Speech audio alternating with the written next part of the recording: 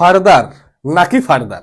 এখন বিষয়টা হচ্ছে দুইটা শব্দই উচ্চারণের দিক দিয়ে সেম, শুধু লেটারে একটু কম বেশি আছে, সেটা হচ্ছে FAR আর হচ্ছে FUR। কম্পিটিটিভ পরীক্ষায় এই জাতীয় প্রশ্নগুলো বারবার এই কারণেই আসতে দেখা যায়, কারণ কি ভাই এই একটা দুইটা লেটার হয়তো আমরা পড়ার সময় খুব বেশি গুরুত্ব দিয়ে পড়ি না, এই কারণে পরীক্ষায় প্রশ্ন আসলে চোখেও পড়ে না। এখন আমরা এই ফার্দার আর এই ফার্দারের মধ্যে যদি একটু ডিফারেন্স দেখা যায়, সেটা হচ্ছে যে বানানটা FARTHER, এই ফার্দার মানে হচ্ছে দূরত্ব বুঝাবে। একটা কথা ক্লিয়ারলি বলি, যেটাতে এ থাকবে, এই এ যুক্ত ফার্দারে আসলে আমাদের যে জিনিসটা বুঝাবে সেটা হচ্ছে দূরত্ব, বা যেটাকে আমরা বলে থাকি ডিস্টেন্স, দূরত্ব অথবা ডিস্টেন্স। আর FURTHER এই যে ফার্দারটা আছে, এই ফার্দার দিয়ে যে জিনিসটা বুঝাচ্ছে সেটা হচ্ছে ভাইয়া অতিরিক্ত বা আরো বাড়তি কিছুকে। তাহলে FAR যেটা সেটা হচ্ছে দূরত্ব বা ডিস্টেন্স, আর FUR যেটা সেটা হচ্ছে কি বুঝাবে, বাড়তি কিছুকে, বাড়তি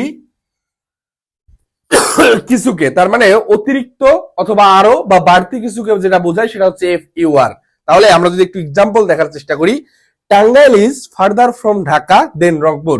এখন এই ঢাকা, টাঙ্গাইল, ঢাকা, রংপুরের একটা ডিস্টেন্স বা দূরত্ব ম্যাটার করতেছে।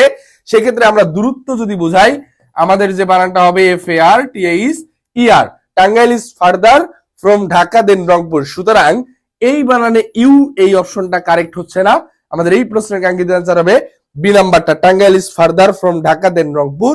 আর পরবর্তী যে এক্সাম্পলটা ছিল, no further discussion will be held on this point, এই পয়েন্টে আর অতিরিক্ত কোনো কি ভাইয়া ডিসকাশন বা আলোচনা হতে পারে না বা হবে না।